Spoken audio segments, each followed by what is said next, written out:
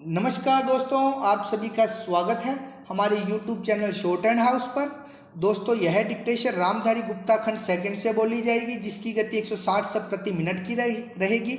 यदि आप हमारे चैनल पर पहली बार आए हैं तो हमारे चैनल को सब्सक्राइब करें तथा वीडियो अच्छे लगे तो उन्हें लाइक एवं शेयर करें। चलिए, ज़्यादा समय न लेते हुए डिक्टेशन स्टार्ट करेंगे। डिक्टेशन स्टार्ट होगी 5 सेकेंड बाद।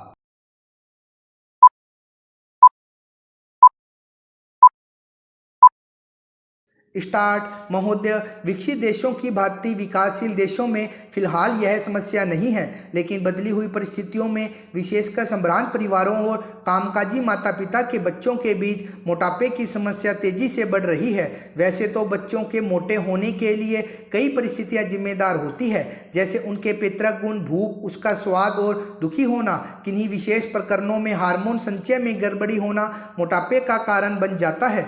यदि बच्चे के माता पिता मोटे हैं तो बच्चे की भी मोटे होने की संभावना बढ़ जाती है। पितृक कारणों के अलावा बच्चे का स्वभाव भी उसके मोटापे के लिए जिम्मेदार साबित होता है। जो बच्चे ज़्यादा नाखुश रहते हैं वे प्रत्यक्ष रूप से ज़्यादा खाने के आदी हो जाते हैं।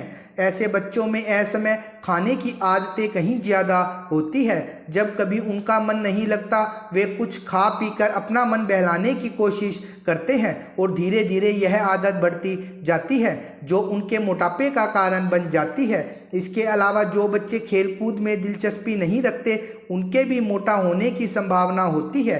व्यायाम की कमी से शरीर की ऊर्जा चर्बी में परिणत होने लगती है। इन सब परिस्थितियों में मोटापे के आसार बढ़ने लगते हैं। अधिक भूख लगना और अधिक भोजन खाना मोटापे का सबसे बड़ा कारण होता है। नवजात शिशु ही क्यों न हो, उसे आवश्यकता से अधिक दूध पिलाना अवांछनीय है। दूध के स्थान पर ठोस आहार देना कहीं अधिक श्रेयस्कर होता है। जैसे जैसे बच्चा बड़ा होता है उसके खाने पीने में खासकर इस बात का ध्यान रखा जाना चाहिए कि उसमें चर्बी बढ़ाने का कारण बनने वाले खाद्य पदार्थ खासकर घी, मक्खन आदि का इस्तेमाल अनुपात से ज़्यादा न होने पाए।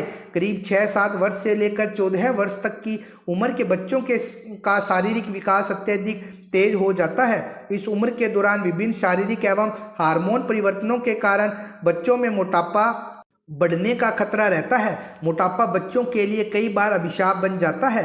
अन्य बच्चे इसे मोटा कहकर चिढ़ाते हैं तथा उसके साथ खेलना पसंद नहीं करते।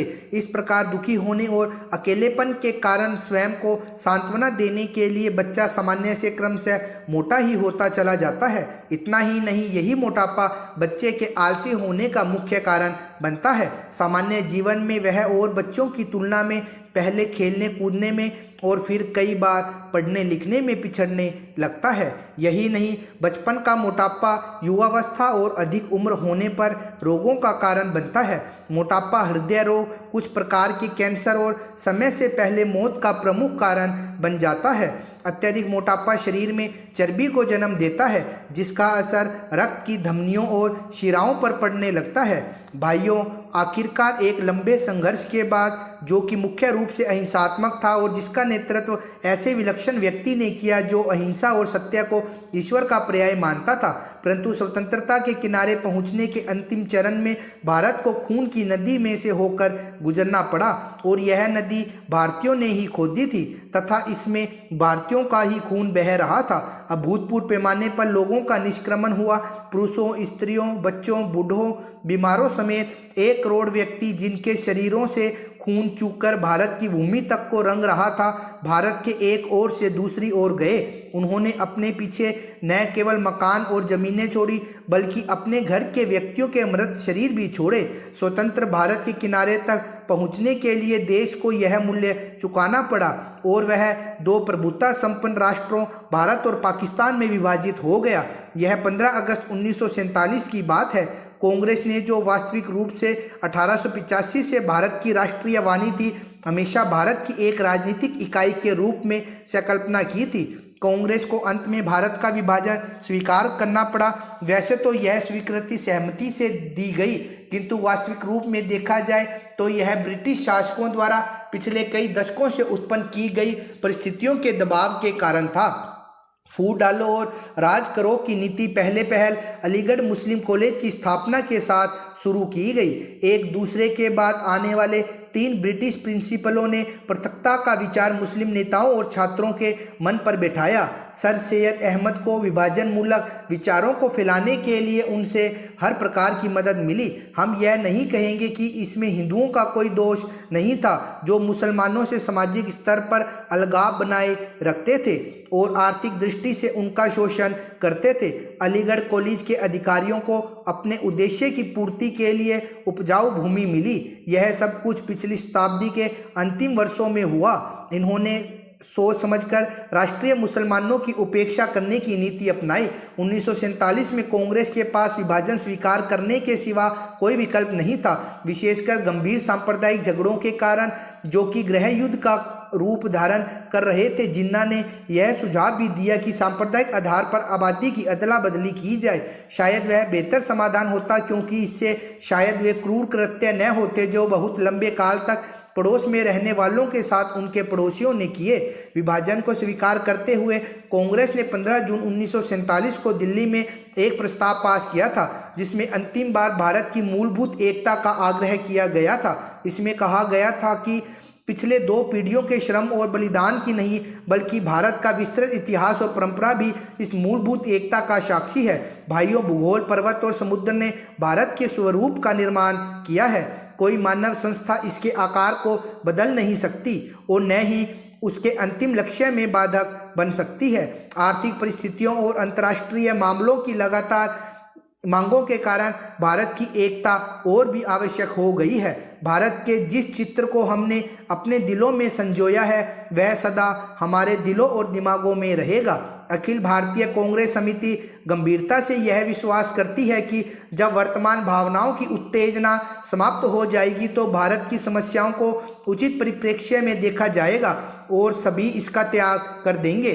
सामान्यतः राष्ट्रीयता जातीय, भाषाई अथवा भौगोलिक तत्वों पर आधारित होती है, परंतु इस्लाम का अलग अस्तित्व है जो अन्य धार्मिक वर्गों में मिश्रित नहीं होता। 55 वर्ष की स्वतंत्र धर्मनिरपेक्ष राष्ट्रीयता के बाद आज भी कई जिम्मेदार मुस्लिम नेता दावा करते हैं कि मुस्लिम अलग राष्ट्र है।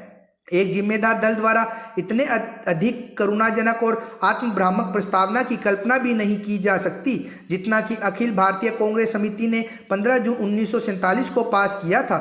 सभी नेता थक चुके थे और बूढ़े हो रहे थे। आदर्शवाद की जिस ज्वाला ने उन्हें 26 वर्ष पूर्व प्रेरित किया था, उसका जोश ठंडा होने लगा था। कांग्रेस का विकास सदा ही बदलते नेतृत्व के माध्यम से हुआ था, परंतु पिछले 25 वर्षों में वही नेता कांग्रेस की सत्ता संभाले हुए थे। उनके व्यक्तित्व और उनके त्याग ने उनको जो ख्याति प्रदान की थी, उनको जो बल प्रदान किया था, उसको कोई युवा नेता चुनौती देने का साहस नहीं कर सकता था। विभाजन के विरोध में केवल एक ही स्वर था और वह था गांधी जी का, परंतु वे भी बहुत बूढ़े हो गए थे और उनका स्वास्थ्य भी ठीक नहीं था। उन्होंने अखिल भारतीय कांग्रेस समिति से प्रस्ताव स्वीकार करने के लिए कहा। यदि वे नई कार्यकारिणी समिति और नई अंतरिम सरकार के लिए नए नेता नहीं चुन सकते, प्रस्ताव को पहले कार्य समिति ने पास किया। गांधी जी से विशेष रूप से प्रार्थना की गई थी कि वे उपस्थित हों और सभा को संबोधित भी करें। लेखक अखिल भारतीय कांग्रेस समिति की बैठक में उपस्थित था। गांधी जी का भाषण स्पष्ट रूप से उनके दुख का द्योतक था। उन्होंने कहा कि उनके विचार सर्वविदित है, फिर भी उन्होंने अखिल भारतीय कांग्रेस समिति को प्रस्ताव पास करने की सलाह दी। उन्होंने कहा कि अखिल भारतीय कांग्रेस समिति को इसे रद्द करने का अधिकार है, परंतु किसी ने इसका उत्तर नहीं दिया। उस समय ब्रिटेन भारत से चले जाने के लिए और अपनी साम्राज्यवादी धाक छोड़ने के लिए बहुत उत्सुक था। अब यह बोझ उनके लिए बहुत भारी हो गया था। एशिया के राजनीतिक पुनरुत्थान की उठती हुई लहर को नियंत्रित करना था। महोदय, निसंदेह ही आज भी हम भले ही कई मुश्किलों का सामना कर रहे हों, फिर भी हम 1991 के उन दिनों जैसी स्थिति में नहीं है। एक राष्ट्र के रूप में हमने काफ़ी भरपाई कर ली है और हम आगे बढ़ने के लिए तैयार है। श्री राव के नेतृत्व के बिना यह संभव नहीं था। अब यह अटकल लगाना व्यर्थ और मूर्खतापूर्ण भी है कि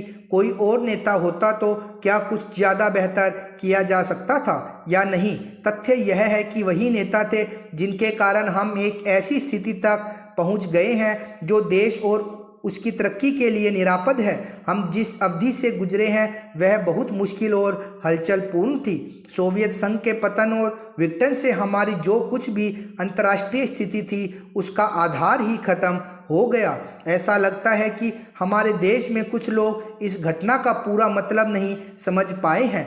बेशक यह कम्युनिस्टों और आधुनिक समाजवाद के अन्य समर्थकों के लिए बेहद चिंता का विषय था। इससे उन सभी निष्पक्ष देशभक्तों को काफ़ी दुख हुआ जिनके लिए सोवियत संघ अच्छा मित्र था और अकेली विदेशी शक्ति थी जो हमेशा हमारे साथ खड़ी होती थी। उससे हमें काफ़ी नैतिक और भौतिक समर्थन भी मिला था। हमारे देश में सोवियत संघ के तमाम मित्रों में से सभी लोग यह नहीं समझ पा रहे हैं कि आर्थिक, वैज्ञानिक और प्रौद्योगिकी के हिसाब से इसका क्या मतलब था और है। स्टॉप। 160 शब्द प्रति मिनट की गति से थी ये डिक्टेशन।